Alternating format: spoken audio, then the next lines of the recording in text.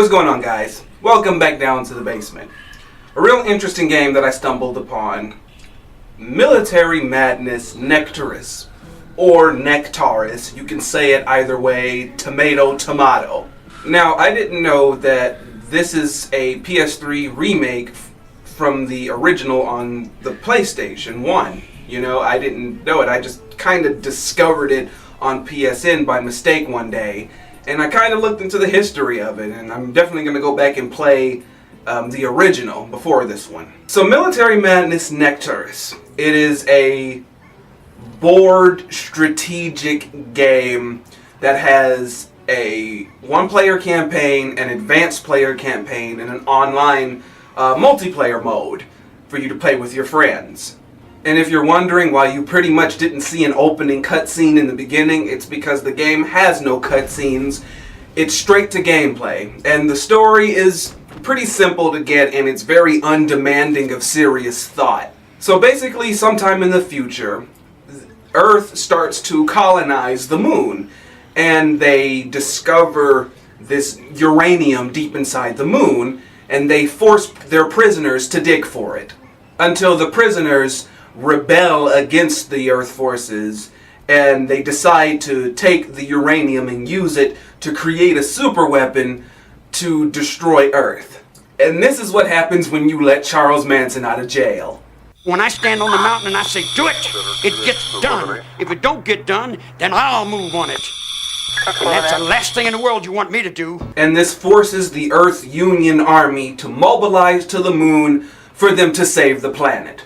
And that's about it story-wise. It's pretty simple. With a game like this, its main base, no pun intended, is strictly for the gameplay. The strategic gameplay is what you'll be more infatuated with than a compelling storyline here.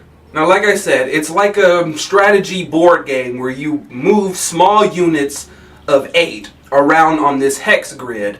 Some are able to move further, some can't move so far, some are heavier so they take longer to reach destinations, some can go over obstacles, etc.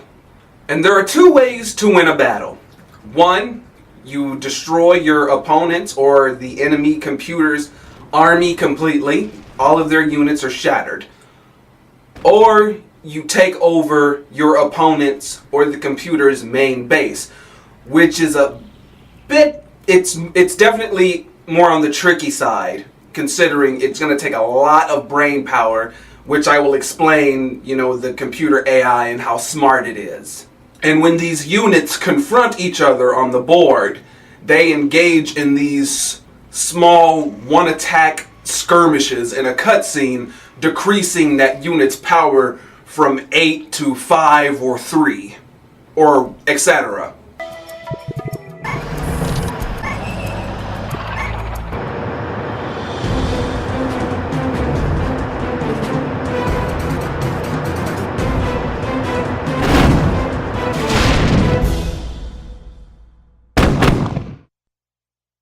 It is always a gamble. You can never predict how many units you're going to lose or how many they will lose. It's always a gamble. You'll find out when you engage. Sometimes it works in your favor. Sometimes it puts you at a disadvantage. Like sometimes you'll engage and you'll lose, they'll lose like 4, you'll lose 2. Or it can be unfair where you'll lose like 5 and they'll lose 1, which is bullshit.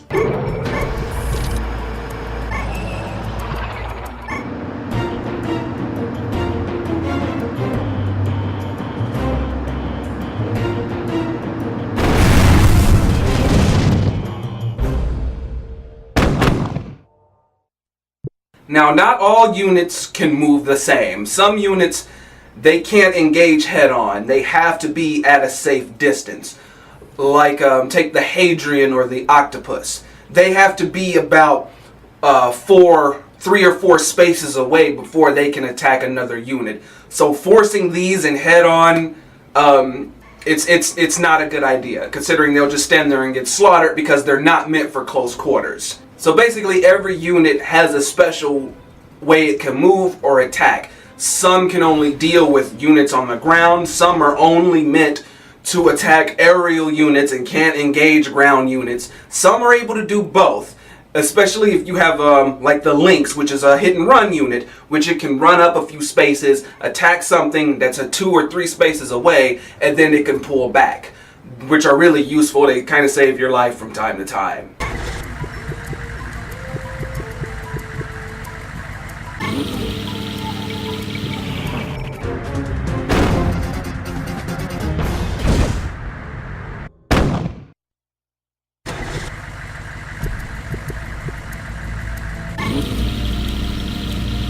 So it's not a good idea to move a unit that needs 4 or 3 spaces to attack out in front of all your other units, because those are the ones that relatively help decrease the unit's numbers when they come at you in a swarm. So basically, if something like the Falcon or Eagle or Hunter, those are like the air units, if one of them comes to attack a ground unit and that ground unit is not equipped to deal with aerial units, you just have to watch the skirmish of that unit attacking the ground units and watching them basically get destroyed. They have to sit and take it.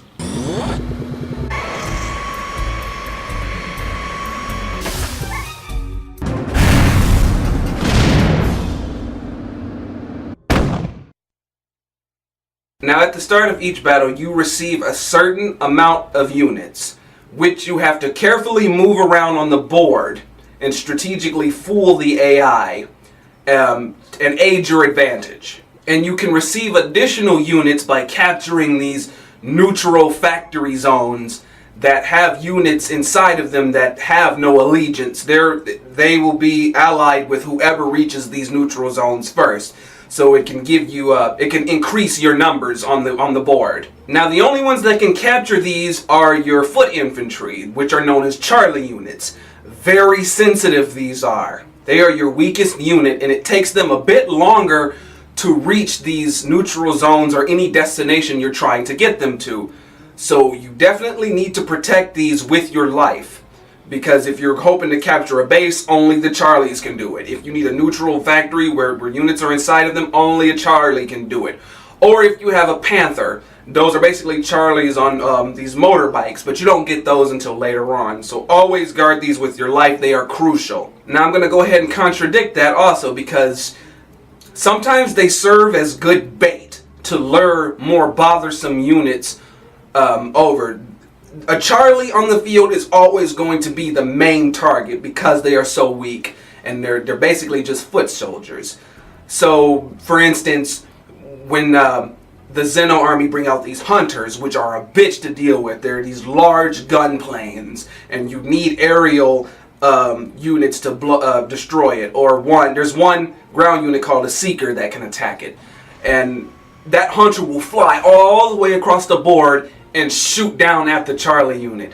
So what I do usually is I put my Charlies in danger. I have a Hunter come down and attack it. They engage. They try and shoot up at it. They do no fucking good, and it wipes out 5 of the 8 Charlies. Now that Hunter is stuck. It's dead in the water, because once a move is confirmed, you can't undo it. So that Hunter is stuck right there near that Charlie, and around him I have all these aerial attack units, and we just fucking slaughter them. We just break them to pieces. So putting the Charlie in danger sometimes, since there's such a main target, that can aid your advantage sometimes, but still, you need to be careful. And these neutral factory zones that you capture, you could use them to retreat wounded. If your units have taken too much punishment, you can bring them back in to these neutral zones, and it replenishes their strength. And it takes one whole turn for you to be able to put them back on the field. So protect these factories with every ounce of your being. Or if they take over one of these factories, make sure that you have gotten all of the units out before they come and capture them. Because if it works for you too, if you send a Charlie to capture one of their factory zones and they have units in them, those units instantly become yours. Or if they send out a Charlie to take one of your factory zones, everything you have in there, you're going to lose it. It's going to go to the Xeno side. So you be careful with these. Empty them out if you're going to abandon them.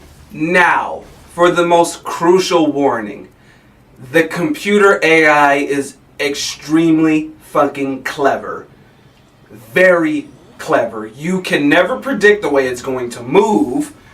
It's the way it's going to position itself around you. It is very smart. You will never see some of the maneuvers it throws at you until it's too late. And before you know it, you will be playing its game. The computer does a good job at manipulating your movements in a way it wants you to move. It will pick up on your strategies, your plans, the way you position things. It will pick up on that, and it will instantly find loopholes in your strategy, and it will cover its ass tenfold. It is not stupid. It is not Operation Raccoon City.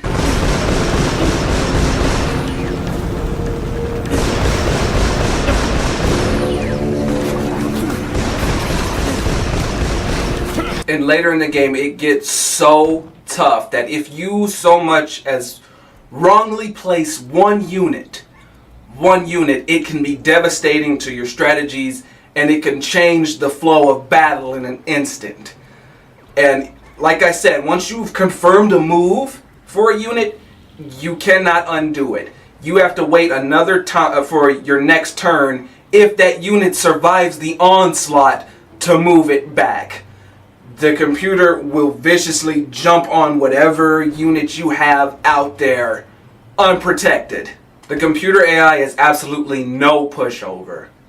It really isn't. And it's challenging because the Xeno army, the computer, they get unfair advantages over you. Like, they start their Charlie units closer to these neutral zones, so they could capture one of these in like 2 turns, where it will take you like 5 or 6 to capture one of these. So it makes outnumbering you in the beginning of the battle very simplistic for the computer.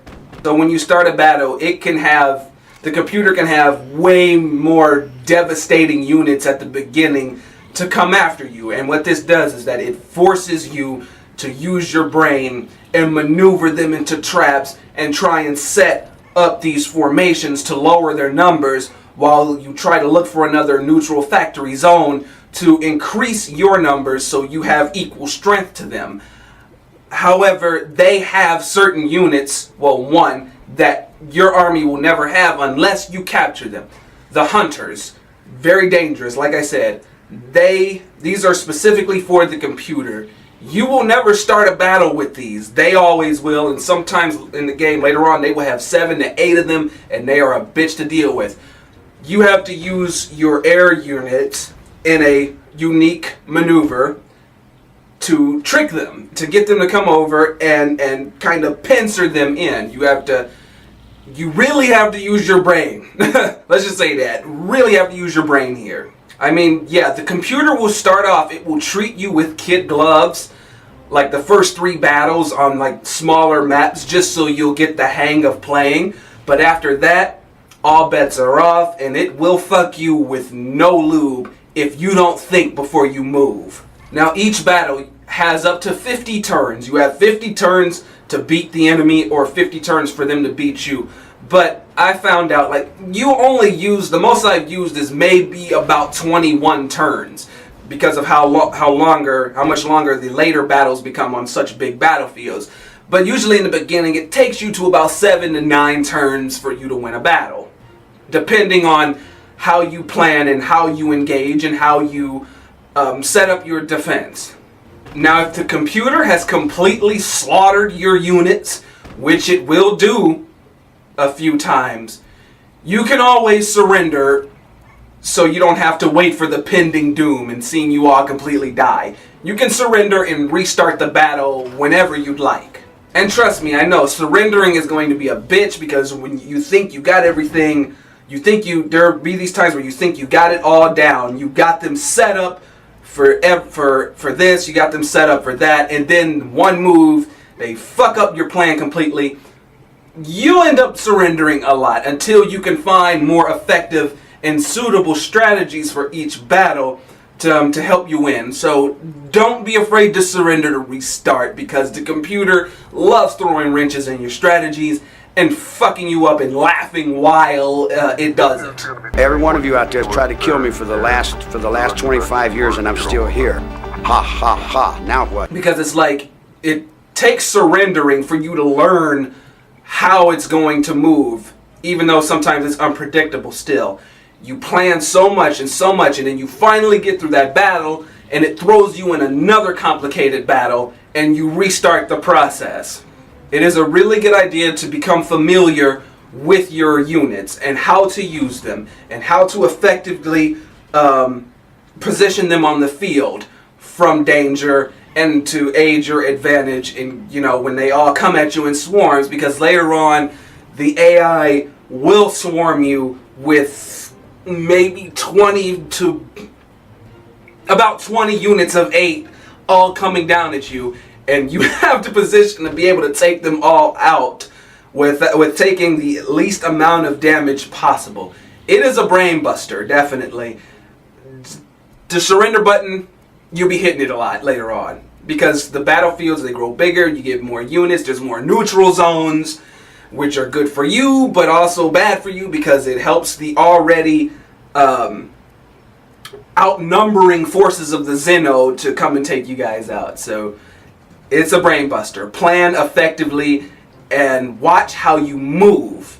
Watch how you move. Think long and hard before you position yourself anywhere, and try to, you know, blueprint it. Try to imagine how they would move against your unit before you actually do it. It's tough, but you gotta try to predict it, even though it has a brain of its own. I picked this up on PSN for about $10. It is PSN only. It is not on disc. You have to download it. I recommend downloading it because it is a fun game. It is a fun game. It's challenging, and it's engaging. I like strategy games like this, where it's like chess but better. Chess with machine guns and artillery. You know, I think it's cool. You should definitely try this game out, guys. Just plan, and watch the board and watch your enemy's movements. Now, there are 16 battles in the normal campaign. They get harder. And then there's the advanced battles. Also, there are about 9 battles in those, 9 or 10 or 12, I believe, and then multiplayer. After I beat the normal campaign, I was okay. I played maybe 4 battles in the advanced mode. It is twice as difficult there, because it's like you're facing 2 computer brains, and they are positioned. Your units are positioned in difficult spots. You know, much more than, you know, the normal campaign where you can maneuver your way out. So be mindful before you definitely play normal campaign before you go ahead and jump into the advanced one, where it's like, you know, you thrown into the ocean and taught to swim. But definitely pick this game up, guys. It's really fun, very fun, and it's actually convincing me to go back and play the original on PS1. Play Military Madness Nectaris, guys. Let me know what you think, and I'll see you guys next time on The Basement.